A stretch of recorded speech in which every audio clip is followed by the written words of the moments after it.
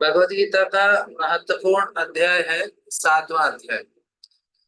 आपको भगवत गीता में कोई बोलेगा कि हाँ मुझे एक ही अध्याय पढ़ना है, तो आप मुझे सजेस्ट कीजिए कि कौन सा अध्याय मैं पढूं।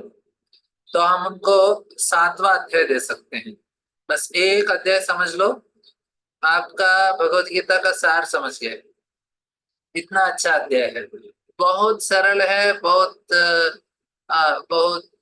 बहुत अच्छा अध्याय है ये। मतलब हमारा जो सिद्धांत है बहुत अच्छा क्लियर हो जाता है इससे। और भगवान कृष्ण इधर साफ साफ बता देते हैं। और एक बार प्रार्थना कर लेंगे। ओम अज्ञानतिमिरन्धस्य ज्ञानांजनशलाकया चक्षुरुन्मीलितं येन तस्मै श्री गुरवे नमः। नमः ओम विष्णुपादाय कृष्णपृष्ठाय भूतले श्रीमते भक्तिवेदांत स्वामी इति नामिने। नमस्ते सारस्वते देवे गौरवाणी प्रचारिणे निर्विशेष शून्यवादी पाश्चात्य देश तारिणी। जय श्री कृष्ण चैतन्य प्रभु नित्यानंद श्री अद्वैत गदाधर शिवासदि गौर भक्त वृंद।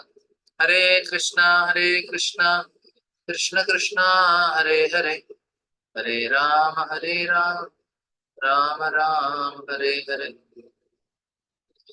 ये भगवत ज्ञान, दिव्य ज्ञान है ये अध्याय का नाम। भगवान अभी पहले में कृष्ण कुछ अर्जुन पूछते थे, कृष्ण बताते थे। लेकिन ये अध्याय है बिना अर्जुन कुछ पूछे ही कृष्ण शुरू कर देते हैं ये अध्याय को। श्री भगवान वाच मया सक्त मना पार्थ योगम युञ्जन मदाश्रयः असंशयम समग्रम माम यथा ज्ञास्यसि तच्छृणु। भगवान बोलते हैं ये बहुत अच्छा अध्याय है। आप पूरा अध्याय याद करना चाहिए हम, एकदम क्लियर। भगवान अभी देखिए, अभी तक भगवान ने आत्मज्ञान बताया दूसरे अध्याय में, और उस आत्मज्ञान को साक्षात्कार करने के लिए उन्होंने कर्म, ज्ञान और ध्यान, योग, ये तीन मार्ग भगवान ने बताया।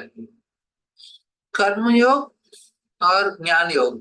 कर्मयोग तीसरे अध्याय में, चौथे अध्याय में, और पांचवें अध्याय में थोड़ा बहुत ज्ञान योग, इस प्रकार से ज्ञान योग का साधना होना चाहिए। और आठवें छठवें अध्याय में ध्यान योग कैसे करना चाहिए, अष्टांग योग। तो इस प्रकार से भगवान ने आत्मज्ञान दूसरे अध्याय में बताया। उस आत्मज्ञान को साक्षात्कार करने के लिए अभी मैं तो सुन लिया कि मैं शरीर नहीं हूं, आत्मा हूं, लेकिन वो पता कैसे चलेगा? मैं तो शरीर की तरह ही व्यवहार कर रहा हूँ, मैं शरीर और मन सोच रहा हूँ अपने आप को, और उसी तरह मेरा व्यवहार है। मैं कब ऐसा प्राप्त करूंगा? मेरा आत्म साक्षात्कार कब होगा? मैं साक्षात्कार कर लूंगा मैं आत्मा। जब अर्जुन ने द्वितीय अध्याय में ये ज्ञान सुना, अर्जुन भी बोले भगवान आप जो बोल रहे हैं सही है, लेकिन मुझे तो कुछ फर्क नहीं पड़ रहा है उससे, क्योंकि मैं अपने आप को शरीर और मन ही मानता हूँ। आप बोलने, हम जब सुनते हैं हम शरीर नहीं आत्मा है, हम शरीर नहीं मन नहीं आत्मा है, तो वो हम लोग तुरंत उसका अप्लाई नहीं कर सकते, उसे जीवन में उतार नहीं सकते। लेकिन इसलिए भगवान ने बोला देखो, हाँ वो तो मैं भी समझता हूँ, इसलिए मैं आपको कर्म बता रहा हूँ। आप कर्म कीजिए, निष्काम कर्म कीजिए, आप ज्ञान कीजिए, आप ध्यान योग कीजिए। और लेकिन ये मुश्किल चीज है, क्योंकि इतना आसान नहीं है ये चीज करना। तो भगवान क्या करते हैं, ठीक है आपको उससे भी अच्छा वाला देता हूं अभी। इसलिए छठवें अध्याय का लास्ट श्लोक क्या था? योगिनामपि सर्वेषां मद्गतेनान्तरात्मनां श्रद्धावान भजते यो माम। जो श्रद्धा से मेरा भजन करता है, समय युक्त तमो मतः, ये सभी योगियों से श्रेष्ठ है, ये मेरा मत है। ऐसा भगवान कृष्ण कहते हैं छठवें अध्याय। अभी तक देखिए, ये जो ज्ञान योग है, कर्म योग है, ध्यान योग है, ये सारे योग में क्या उसका मेन चीज है? लोग स्वार्थी हैं, अपना भलाई के बारे में सोचते हैं, अपने बारे में सोचते हैं, स्वार्थी हैं। लेकिन ये 7वें अध्याय से हम भगवान के बारे में सोचने लगते हैं, उनके बारे में बताया गया है। अभी तक भगवान के बारे में बताया नहीं गया था।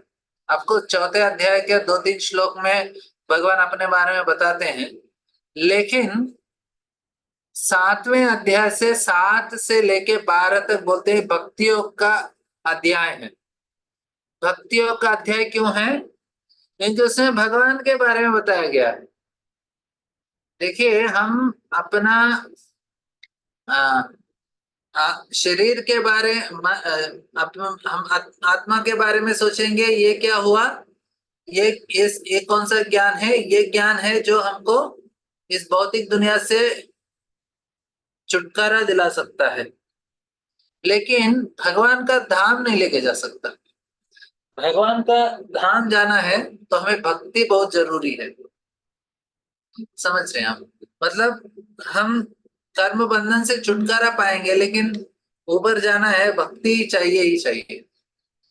कोई ब्रह्म ज्योति तो जा सकता है, लेकिन भगवान का धाम नहीं पहुंच सकता जब तक वो भक्त नहीं बनता। तो भक्ति के लिए ये अध्याय बहुत जरूरी है। समझ रहे हैं? तो मैं आपको थोड़ा बताने का, इसको समझाने का प्रयास करूंगा कि किस प्रकार से हम लोग इस चीज को समझे।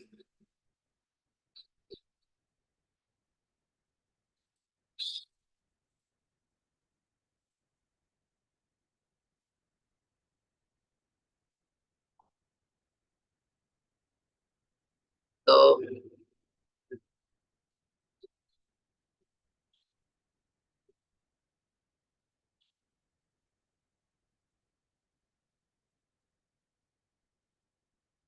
जो सेकंड चैप्टर है वो आत्मज्ञान बताता है। ठीक है। और तीसरा अध्याय कर्मयोग। और इसी कर्मयोग को, मतलब इसको निष्काम कर्मयोग बोलेंगे।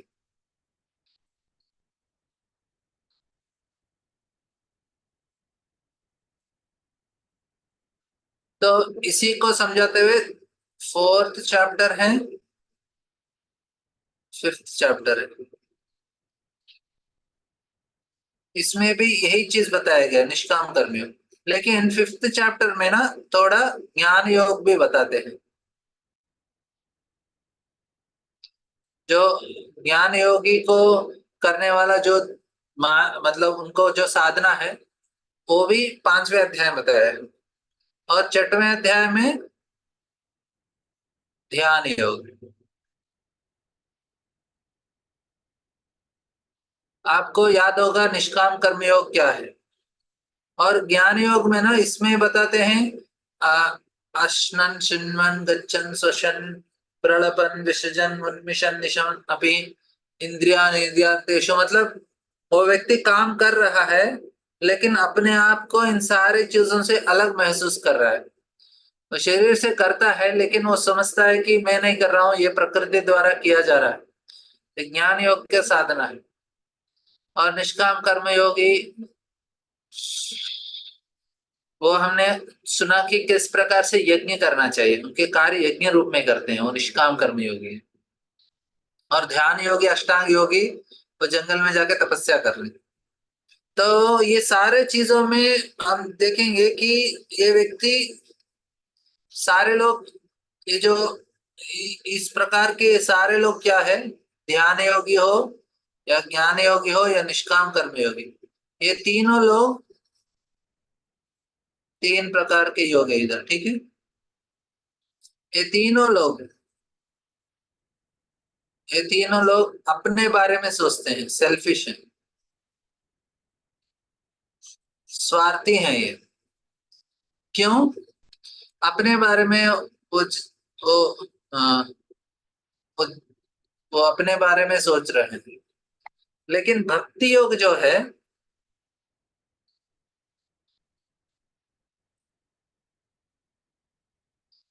वो किसके बारे में सोचता है? भगवान के बारे में।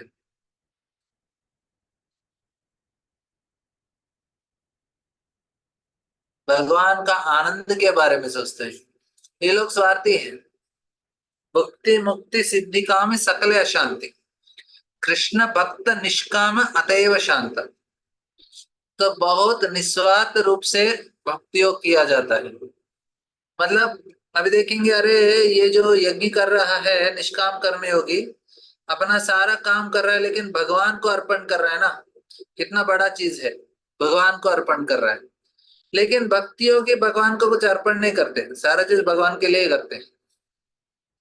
अर्पण करना मतलब आप अपने लिए करते हो, अपने लिए करने के बाद आपको समझ में आता है कि अरे थोड़ा ज्यादा ही मैं इधर भोगने का प्रयास कर रहा हूँ, थोड़ा चलो भगवान को दे देते हैं।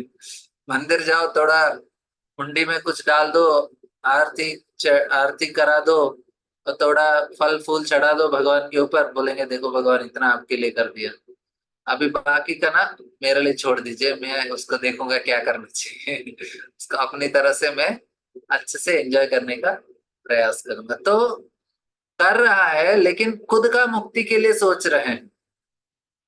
खुद का जो ध्यान योगी है, नहीं तो निष्काम कर्म योगी क्या करना चाहते हैं, अपने कर्म से छुटकारा प्राप्त करना चाहते हैं, इसलिए वो कर्म योग करते हैं। भगवान के लिए थोड़ी कर रहे हैं, ऑफकोर्स भगवान को अर्पण करते हैं, लेकिन अंत तो कर्तव्य उनको चाहिए क्या? उनको चाहिए कि वो कर्म बंधन से छुटकारा प्राप्त करें, चाहिए कि उनको मुक्ति प्राप्त हो। मतलब अल्टीमेटली आप भगवान के लिए कर रहे हैं, लेकिन उसका फायदा किसको मिल रहा है? खुद को मिल रहा है। और इधर देखेंगे, ये ध्यान ये हुआ निष्काम कर्म योगी का। तो इसका लक्ष्य क्या है? कर्म बंधन से छुटकारा।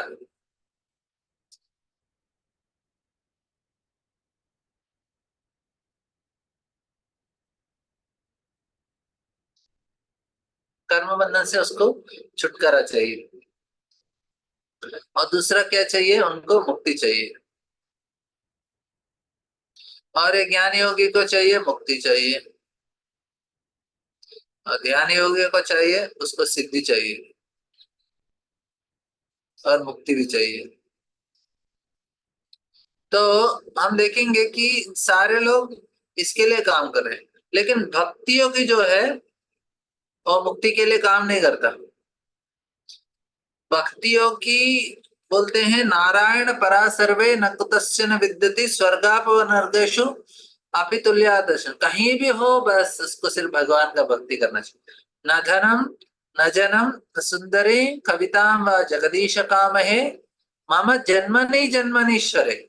जन्मनि जन्मनि मतलब मुक्ति नहीं है। मुक्ति चाहते हैं उस व्यक्ति को फिर से जन्म नहीं होता है, मतलब वो जन्म नहीं चाहते। ज्ञान योगी ध्यान योग कर्म हमको तो फिर से जन्म लेना ही नहीं। लेकिन इधर जो भक्त क्या बोल रहे हैं, अरे जन्म जन्म तक बस भगवान आपका सेवा दे दीजिए, कहीं भी होगा चलेगा, हमको नर्क हो स्वर्ग हो, पूरे फिर से जन्म ले रहे हैं, हमें उसे कुछ फर्क नहीं पड़ता। हमें चाहिए कि बस जन्म जन्म तक आप ही का सेवा करते रहें। क्यों? वो किसके बारे में सोच रहे हैं? भगवान का आनंद के बारे में सोच रहे हैं। बोले भगवान आपको आनंद देना चाहिए, फिर मुझे क्या मिलेगा? बस कुछ नहीं चाहिए। मुक्ति चाहिए? नहीं चाहिए। मैं फिर से जन्म लूंगा, आपका सेवा करूंगा। आपको धन चाहिए? ना धन नहीं चाहिए। आपको लोग चाहिए, आपके शिष्य चाहिए? ना जन्म, मुझे वो भी नहीं चाहिए। आपको अच्छे अच्छे सुंदर स्त्री और ऐसा ऐसा भोगने का चाहिए? नहीं, ना सुंदरी। आपको अच्छा ज्ञान नाम पे नाम चाहिए और प्रतिष्ठा चाहिए? नहीं नहीं। कविता वाह जगदीश काम है। मुक्ति चाहिए? नहीं, मम जन्म नहीं जन्मनेश्वरे, जन्म जन्म तक आपका सेवा करते रहेंगे बस। देखिए कितना निस्वार्थ है भक्त। इसलिए बोलते हैं भुक्ति मुक्ति सिद्धि खामी सकले अशांति। जो कर्मी है वो भोगने का प्रयास करते हैं, इसलिए उसको भुक्ति बोलते हैं। भुक्ति मुक्ति सिद्धि, सारे लोग कामी हैं। कामी क्यों है? क्योंकि स्वार्थी हैं। लेकिन कृष्ण भक्त निष्काम अतएव शांत हो, वो निष्काम होने की वजह से वो हर समय शांत रहता है। तो अभी तक भगवान ने 6वें अध्याय तक क्योंकि ये लोग ना भगवान के बारे में नहीं सोच रहे, भगवान के बारे में सुनेंगे लेकिन उनको ज्यादातर क्या चाहिए, खुद का मुक्ति चाहिए, ओन लिबरेशन। लिबरेशन मतलब मुक्ति, समझ रहे हैं आप। लेकिन सातवें अध्याय ऐसा है कि भगवान इसमें खुद उनके बारे में बता रहे हैं। तो अभी हम भगवान के बारे में सुनेंगे तो क्या होता है, हमारा संबंध बढ़ेगा भगवान के साथ, और हम सोचेंगे अरे ये क्या, इस भौतिक दुनिया में बस भगवान का सेवा करते रहो, उसी में आनंद प्राप्त करो। ठीक है, तो उधर बताते हैं कि जो सातवें अध्याय से लेके, तो इधर 7 से लेके 12 तक, ये 6 अध्याय, 6 चैप्टर्स। ये कौन सा है, भक्ति योग। भक्ति योग क्यों है, क्योंकि इसमें डायरेक्टली कृष्ण अपने बारे में बताते हैं, इसलिए वो भक्ति योग उनके बारे में बताया गया है। मतलब वो व्यक्ति के बारे में बता रहे, भक्ति योग मतलब क्या होता है कि हम लोग कृष्ण के साथ संबंध बढ़ा रहे हैं। भक्ति योग में पहले क्या है, रिलेशनशिप। भक्ति योग मतलब सेवा करना, सर्विस, सेवा, समझ रहे हैं? तो भक्ति मतलब क्या है, सिर्फ भाव नहीं, सेवा भी है। भक्ति का अनुवाद प्रभुपाद जी इंग्लिश में डिवोशनल सर्विस करते हैं, सिर्फ डिवोशन नहीं बोलते। भक्ति मतलब भगवान के प्रति भाव, इस ऐसा नहीं है। भक्ति मतलब सेवा भी होना चाहिए, तब जाके हम भाव को प्रकट करना है। अरे प्रभु जी भक्ति तो बहुत है मन में, सिर्फ और सिर्फ भगवान का ही ध्यान और स्मरण होता है। अरे कुछ तो करो आपको भक्ति है ना, तो माला लेके भगवान का नाम तो जप करो। आपके पास भक्ति है तो भगवान का कथा सुनो, भागवत पढ़ो, भगवत गीता पढ़ो, कुछ तो करना चाहिए। और भगवान के लिए कुछ हर रोज भोग लगा बना के भगवान को खिलाओ। और कभी कभी आप यात्रा में आओ, वृंदावन और मायापुर जाना चाहिए। तो इस प्रकार से हम जब करते हैं, वो होता है सही तरह से अ, भक्ति, क्योंकि उसमें कुछ चेष्टा हो रहा है, चेष्ट रूप होना चाहिए। भाव रूप अनुशीलम चेष्ट रूपम, भाव भी होना चाहिए और चेष्टा भी होना चाहिए, सिर्फ भाव से नहीं होता है, सेवा होना चाहिए। अभी सेवा करने के लिए क्या है, एक किसी को व्यक्ति होना चाहिए, तो व्यक्ति के प्रति हमारा संबंध भी होना चाहिए। ऐसा नहीं कि कोई भी रोड में जा रहा है उसको पकड़ के हम उसका सेवा करेंगे, ऐसा नहीं होता है ना।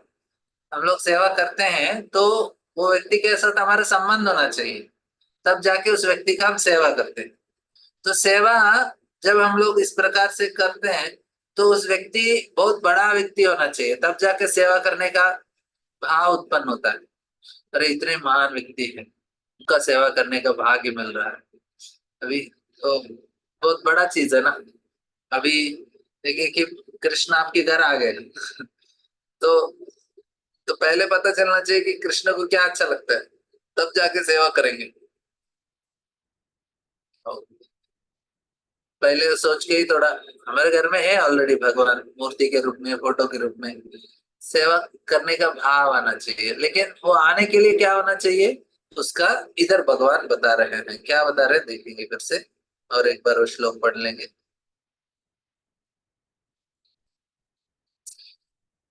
श्री भगवान उवाच, मया सक्तमनापहता योगं युज्यन्मदाश्रयः असंशयं समग्रं मां यथा ज्ञास्यसि तच्छृणु। तो हमको भगवान के प्रति संबंध चाहिए, भाव चाहिए, जिससे हम उनका सेवा कर सकें। वो संभव जब होता है, भगवान बताए, श्री भगवान ने कहा, हे प्रतापपुत्र, अब सुनो कि तुम किस तरह मेरी भावना में पूर्ण होकर और मन को मुझ में आस्था करके योगाभ्यास करते हुए मुझे पूर्णतया संशय रहित जान सकते हो। तो इधर बता रहे हैं कि तुम किस तरह से मेरी भावना से पूर्ण होकर और संशय रहित भगवान को जानना चाहिए। ये बहुत महत्वपूर्ण है। असंशयम समग्रम माम, और यथा ज्ञासी तच्छृणु, आपको सुनना चाहिए। योगाभ्यास करते हुए पूर्णतः संशय रहित जान सकते हैं। तो भगवान बोले देखो मैं ही बता देता हूँ अपने बारे में, लेकिन आपको कैसे होगा वो सुनना, सुनने से होता है। हम भक्ति में प्रगति कैसे करेंगे? सुनने से प्रगति करते हैं हम लोग।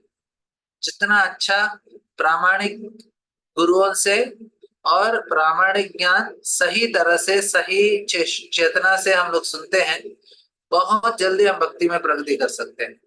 हमको अलग से कुछ जिम्नास्टिक करने का जरूरत नहीं है, सिर्फ सुनना है बस। सुन के हमारे जीवन में इतना परिवर्तन होता है, इतना मन में परिवर्तन होता है। बहुत महत्वपूर्ण है कहाँ से सुन रहे हैं, किस परंपरा से, मतलब किस व्यक्ति, क्योंकि जो हम सुनते हैं ना वैसे बन जाते हैं धीरे धीरे। बस उतना ही। टीवी के सामने बैठ के टीवी को देखते देखते देखते देखते कुछ और ही बन जाते हैं। क्योंकि जो चीज देखते हैं, जो चीज सुनते हैं, हमारे मन के अंदर उस प्रकार से परिवर्तन होता है। मन, लोग इंद्र तृप्ति करना चाहते हैं, कुछ लोग करते हैं, और करने के बावजूद वो सोचते हैं अभी मैं दूसरों का करना देखने के लिए जाऊंगा। वो जाते हैं सिनेमा देखने के लिए। अरे तुमने किया ना इंद्र तृप्ति, नहीं अभी दूसरा का इंद्र तृप्ति भी देख के आता हूँ। लेकिन क्या होता है, इधर उसने किया, उसका तो पाप लगेगा ही लगेगा, लेकिन दूसरों का देखने से और पाप लग जाता है। मतलब कोई गलत कार्य कर रहा है टीवी में, सिनेमा में, हम लोग उसको देखेंगे तो वो पाप हमको भी होगा। अरे मैंने कहा क्या, वो कर रहा था ना। अरे आप देख रहे थे उसका पाप करते हुए, इसलिए आपको भी पाप लग जाता है। ऐसा समस्या है इसमें। हमें बहुत सतर्क होना चाहिए, क्योंकि लोग ऐसे कैसे फंस जाते हैं, क्योंकि उनका मन कभी भी इन चीजों में अटका हुआ रहता है, इसलिए फंस जाते हैं। और खुद करते हैं और देखते हैं, और कुछ सालों के बाद खुद तो कर ही नहीं सकते, उनके इंद्रियों का जो क्षमता है वो क्षीण हो गया है। लेकिन दूसरों को करते हुए देखते रहते हैं, टीवी के सामने तो बैठे रहते हैं। मोबाइल लेके तो अभी टीवी भी जरूर मोबाइल में ही आ जाता है वो। इस प्रकार से लोग इस दुनिया में फंस रहे हैं। लेकिन भगवान बोले आप क्या करो, इससे छुटकारा चाहिए ना, आप सुनना शुरू करो सही प्रामाणिक व्यक्ति से। सुनते सुनते ये सारा जो बंधन है, देखिए कर्म बंधन ऐसा है कि उसको ऐसे ही छोड़ दिया तो कभी हमें भौतिक संसार से निकल ही नहीं पाएंगे। क्योंकि ये कार्य करने से उसका, उसके संबंध में बहुत सारा क्या बोलते हैं, रिएक्शन होता है, उसका परिणाम होता है।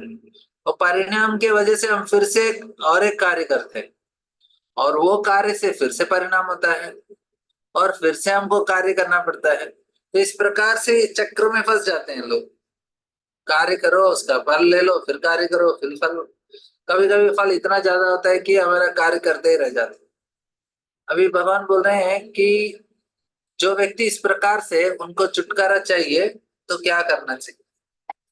तो सुनना चाहिए। तो भगवान ने ऐसे ही नहीं कि फंसा के छोड़ दिया, नहीं, भगवान बोले अरे आपको कर्म चेंज करना है ना, तो सुनो आप सही भागवत सुनो। बहुत सारे ऐसे साधन हैं, जो गाय का सेवा करता है उसका कर्म बदल जाता है। भगवान ने ऐसे बहुत सारे साधन दिए हैं जिससे हमारा कर्म को कम किया जा सकता है। तो आगे का श्लोक में भगवान अभी क्या कर रहे हैं, ये इधर कारण बता दो। देखिए ये अच्छा श्लोक है। हाँ ये श्लोक भी हमने भागवतम में चर्चा किया है, फिर मैं उसके ऊपर और टाइम में स्पेंड करूंगा।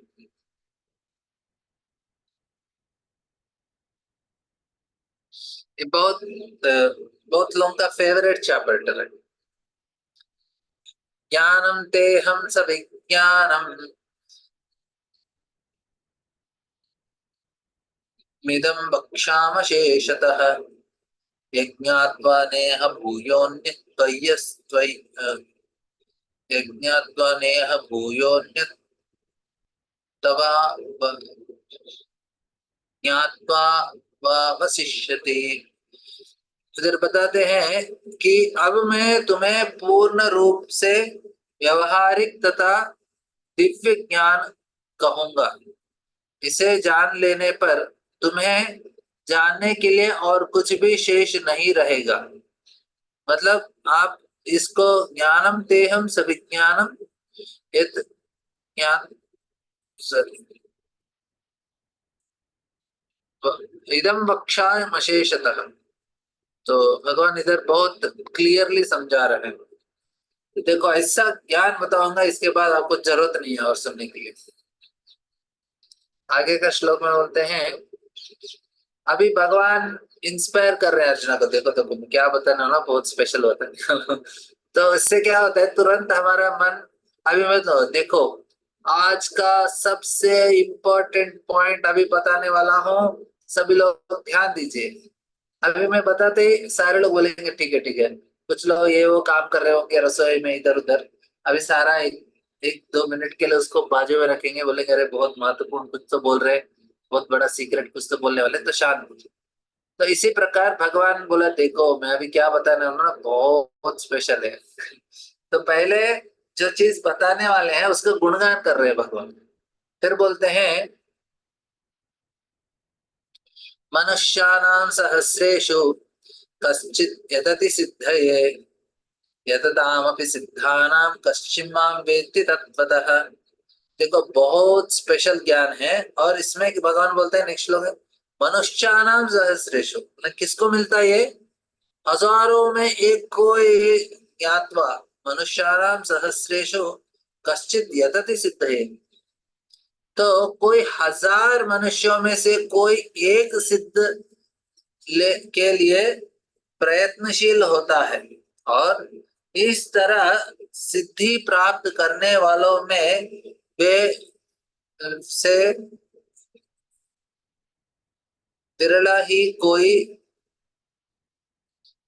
एक मुझे वास्तव में जान पाता है।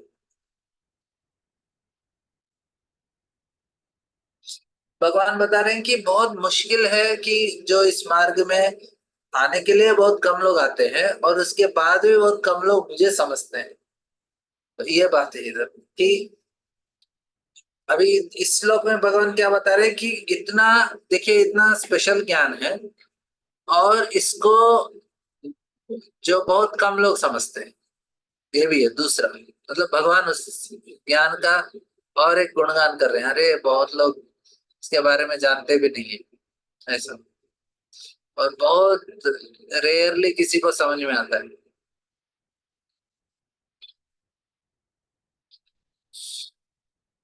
और आगे बताते हैं, अभी भगवान इस ज्ञान को बताने वाले हैं। बताते हैं, भूमिरापो नलो वायुर्कम मनो बुद्धिरेव च अहंकार यमे भिन्ना प्रकृतिरश्रदा। एक्चुअली इसका पहले श्लोक में भगवान ये भी बताते हैं कि कहाँ से कहाँ तक ये ज्ञान होने वाला है। तो इस श्लोक में भगवान बताते हैं कि कई हजार मनुष्य में से कोई एक सिद्ध के लिए इससे पहले वाला श्लोक में,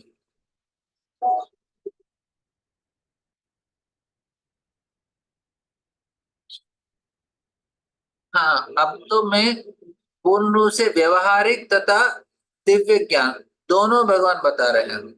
व्यवहारिक ज्ञान मतलब इस भौतिक दुनिया का, और आध्यात्मिक जो दुनिया है उसका दिव्य ज्ञान। तो दोनों भगवान बता रहे हैं, मैं पूरा कवर कर रहा हूँ आज बेस्ट फर्स्ट से लेके अंत तक सब कुछ। ऐसा कोई विषय नहीं है मैं नहीं, मतलब जो चीज सब जानना है, जिस चीज के लिए हमारा मनुष्य जन्म दिया, सभी आपको बताने वाला हूँ, ऐसा कृष्ण इस श्लोक में बता रहे हैं। और अभी शुरू कर रहे हैं, क्या क्या बता रहे हैं पहले। तो ये श्लोक में भगवान आज माफ कीजिए महाराज आज आ नहीं पा रहे, मैसेज किए हैं को सडनली कुछ मीटिंग हो गया। आगे का कभी सत्र में महाराज आ जाएंगे तो हम लोग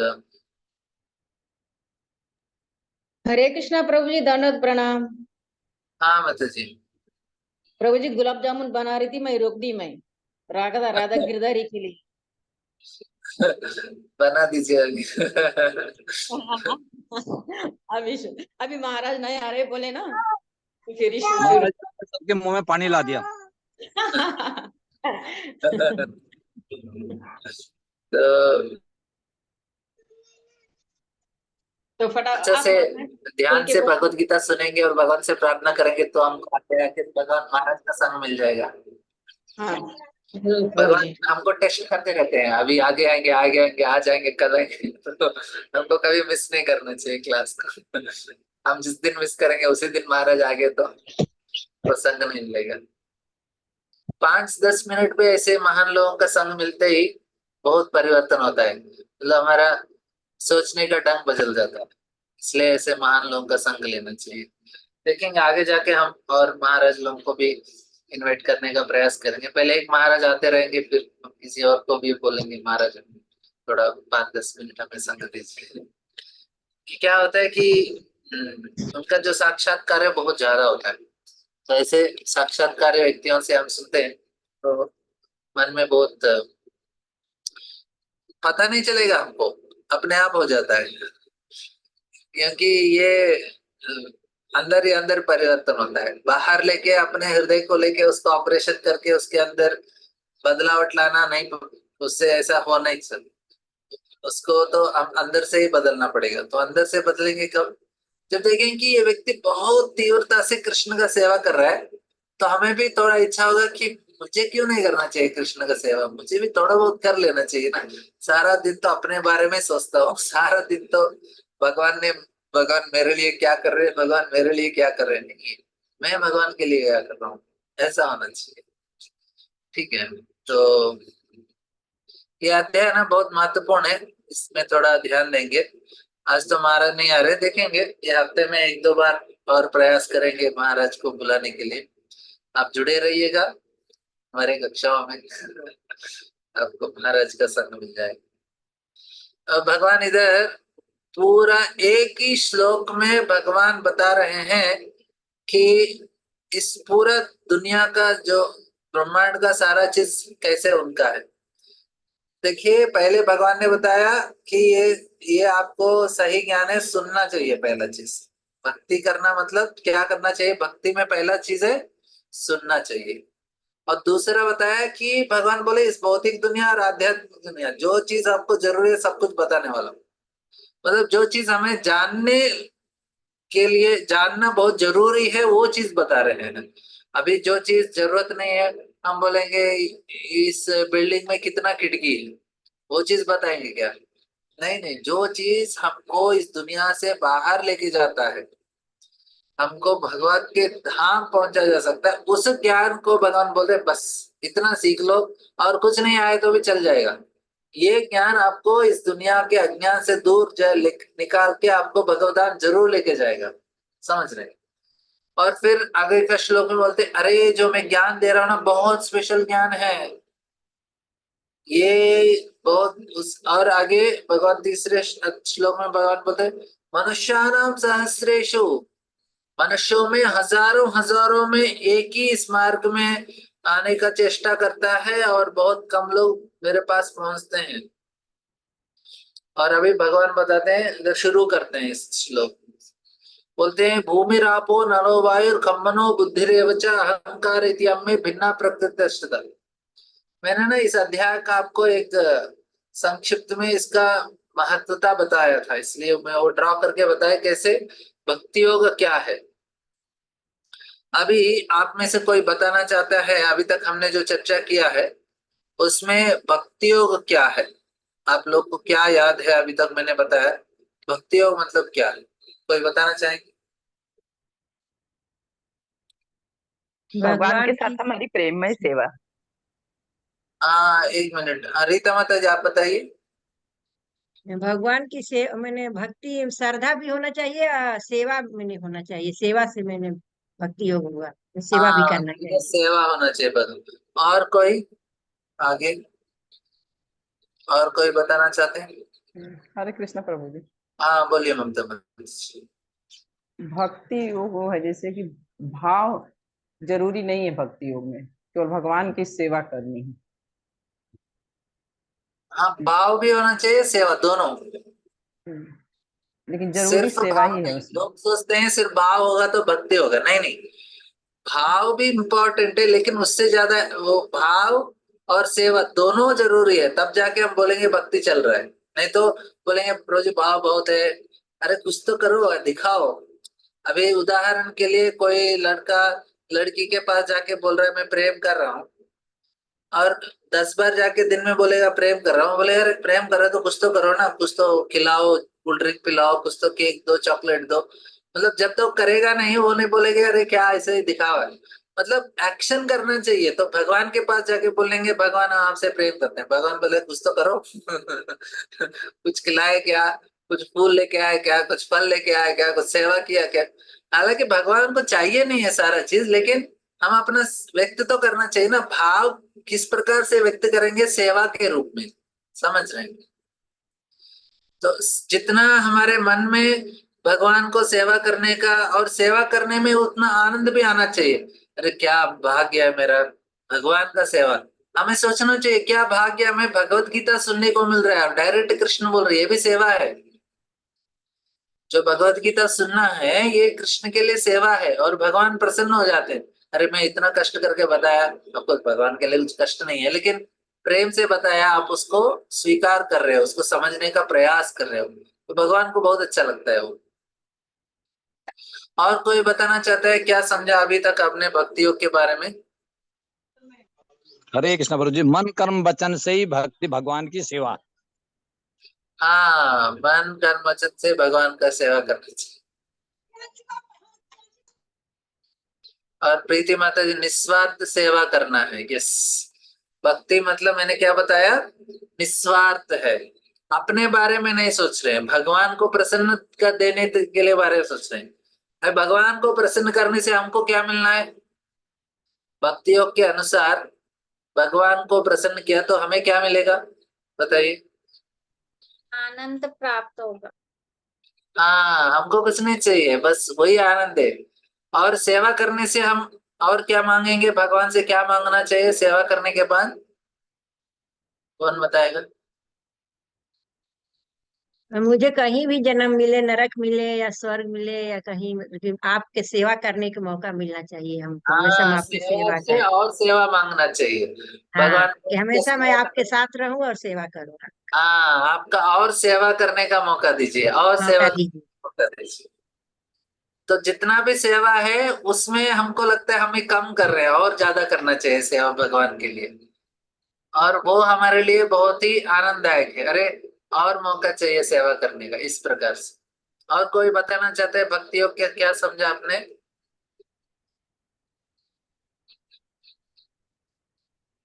ठीक मन है। शांत हो जाता है।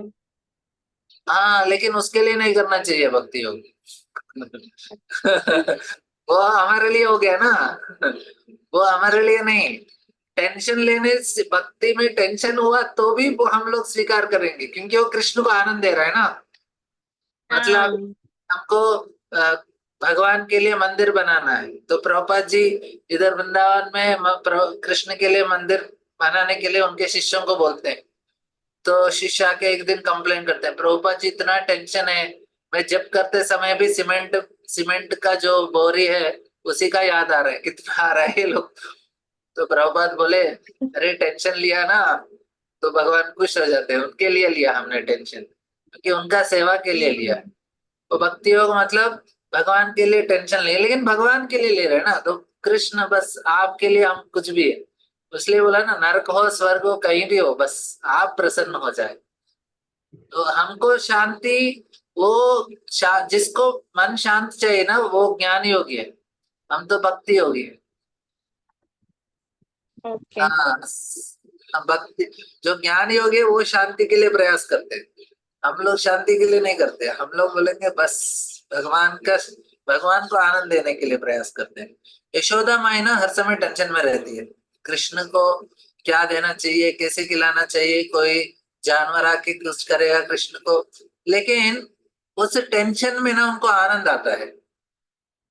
अभी जब माँ के पास बहुत छोटे छोटे बच्चे रहते हैं, उनको टेंशन रहता है, लेकिन वो टेंशन में आनंद आता है क्योंकि बच्चों के लिए सोच रहे हैं, हर समय उनके लिए करते हैं। तो टेंशन में अलग प्रकार का आनंद भी है, तो वो प्रेम है इसलिए ऐसा है। तो हमें भी भगवान के प्रति वो टेंशन आता है, लेकिन उसमें आनंद भी आता है। अरे सुबह सुबह उठना चाहिए और भगवान के लिए करना चाहिए, वो करना चाहिए, वो टेंशन है लेकिन और आनंद भी है उसमें। ठीक है। ठीक है, हरे कृष्णा। हरे कृष्ण। प्रभु जी, हाँ प्रभु जी। अभी भक्ति योग में जैसे हमने समझा कि हम मन, क्रम, वचन, ध्यान सबसे प्रभु का ध्यान करते हैं और जो भी हम करते हैं वो सब भगवान के लिए है। करेक्ट? मतलब in short we are serving the almighty या हरे कृष्णा या god whatever we are no believing in. तो अगर हम ऐसे वो सर्विस, कर्मयोग होता है। वो हम जी लोग जो सब कुछ करके भगवान को अर्पण करते हैं ना, वो कर्मयोग होता है। भक्ति योग में नहीं, अर्पण नहीं होता है, अर्पण नहीं सिर्फ कर रहे भगवान हम, के लिए किया जाता है। मतलब हम भगवान की सेवा में अगर अपने आप को हर तरीके से लगा दें तो वो भक्ति योग है। करेक्ट?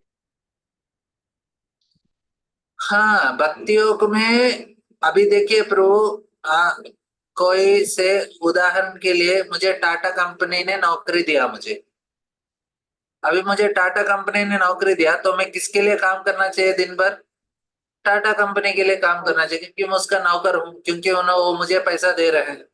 तो दिन भर मैं उस उधर काम कर रहा हूँ, तो मेरे चेतना में जो भी मेरा 8-10 घंटा है, सारा समय उस कंपनी के लिए ही जाता है क्योंकि वो मुझे पैसा दे रहे हैं और मेरा समय उसी का है बस। और कुछ कर ही नहीं सकता, मैं बस उन्हीं का ही करूंगा।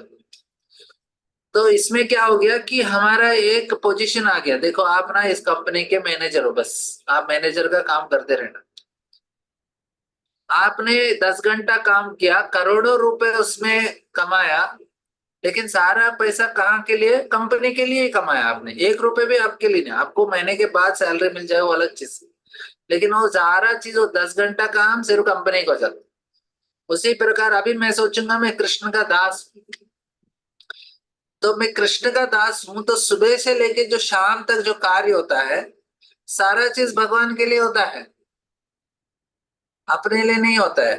लेकिन हम, वो अहंकार नहीं है हमारे अंदर, मैं कृष्ण का दास हूं, इसलिए हम अपने लिए कर लेते हैं पूरा काम। जब हमारे अंदर ये अहंकार आता है कि मैं कृष्ण का दास हूँ, फिर हम पूरा दिन किसी का काम कर ही नहीं सकते, हम सिर्फ कृष्ण का ही करते हैं। वो भक्ति है। मतलब अहंकार में बदलावट आना चाहिए, मैं कृष्ण का दास हूँ, ये आना बहुत मुश्किल है। इसलिए हम क्या करते हैं, इसको प्रैक्टिस करने के लिए पहले गुरु का दास बन जाते हैं। गुरु हमको दीक्षा देते हैं तो नाम दास दे देते हैं, दास दास ही देते हैं। क्यों? हम अभी अपने लिए नहीं कर सकते कुछ कार्य, बस करेंगे तो एक ही मालिक के लिए करेंगे बस। अभी खाएंगे पिएंगे सोएंगे क्योंकि थोड़ा ताकत चाहिए ना, ताकि सुबह उठे और भगवान का और अच्छा सेवा करें। अच्छे से खाएंगे ताकि तबीयत अच्छा रहेगा, तो फिर अच्छे से भगवान का सेवा करेंगे। बस उसी के लिए खाते हैं, उसी के लिए थोड़ा रेस्ट लेते हैं, और बस पूरा दिन लगे रहते हैं भगवान का सेवा में, और कुछ नहीं करना है। ऐसा जब हमारा चेतना में इतना परिवर्तन आ गया कि मैं कुछ कर ही नहीं रहा हूँ उनके सिवा, तो फिर हम लोग भगवत धाम जाने के लिए योग्य हो जाएंगे। क्योंकि भगवत धाम में सारे लोग ऐसे ही हैं, अपने बारे में सोचते ही नहीं है, उनको सारा चीज उनके लिए करना है, भगवान के लिए। तो हमें भी ऐसा प्रैक्टिस करना चाहिए। अरे क्यों खा रहे हो? ताकि थोड़ा ताकत मिले। क्यों ताकत चाहिए? भगवान का सेवा करना चाहिए।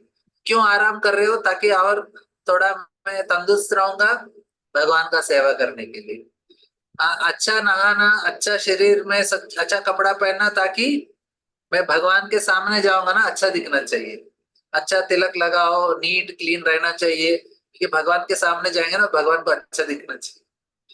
तो दक्षिण भारत में पुजारी लोग ना अच्छे अच्छे गहने भी पहन लेते हैं।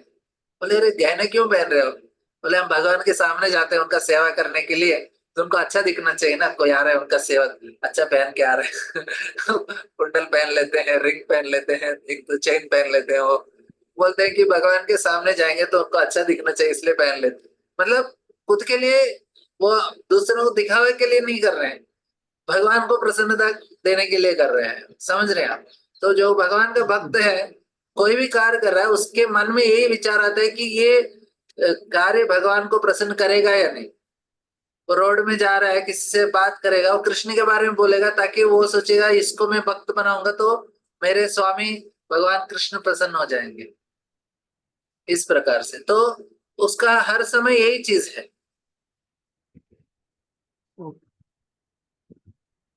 ठीक है प्रभु जी, थैंक यू। ठीक है, आज हमको महाराज का संग नहीं मिला, लेकिन आप जुड़े रहिएगा, हम आपको फिर आगे कभी देखेंगे कि हमको महाराज का संग मिल जाए। ठीक है, बहुत बहुत धन्यवाद। और ये अध्याय मिस मत कीजिएगा, और नेक्स्ट 4-5 क्लासेस में हम इस अध्याय को समाप्त करेंगे। शायद जल्दी हो सकता है, लेकिन बहुत महत्वपूर्ण अध्याय है। इस अध्याय को सीखने से हमको भगवत गीता का बहुत सारा विषय अच्छे से पता चलेगा। बहुत बहुत धन्यवाद। हरे कृष्णा। हरे कृष्ण प्रभु जी, नमस्ते। हरे कृष्णा हरे कृष्णा प्रभु प्रभु जी, दंडवत। धन्यवाद। प्रभु जी। हरे कृष्णा प्रभु जी। This one was actually a blessing in disguise. So you know how she said the